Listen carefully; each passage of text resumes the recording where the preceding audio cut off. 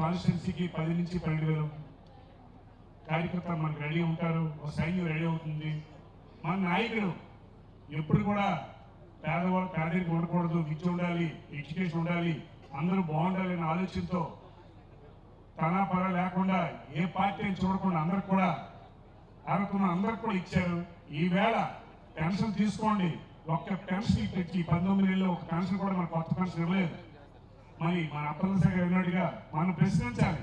మనం ఏదో ఒక పథకం అందకపోతే ఇచ్చిన పథకాల్లో వాళ్ళు మన ఎమ్మెల్యేస్ కూడా ఎంతైనా కూడా చూడకుండా ప్రశ్నించేవాళ్ళు, అడిగి నిలదీసేవాళ్ళు.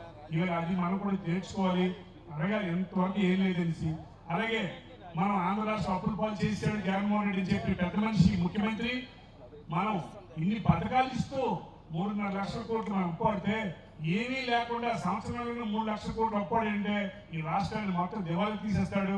ఏది కూడా లేదు. ఎంతసేపు అమరావతి చాలా మంది చూశాను, నేను కూడా చూశాను.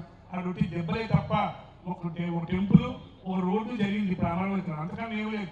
మరి 1000 కోట్లు 1,00,000 కోట్లు అమరావతి ఏం చేస్తున్నారో ఆ మహానుభావుడికి తెలియదు.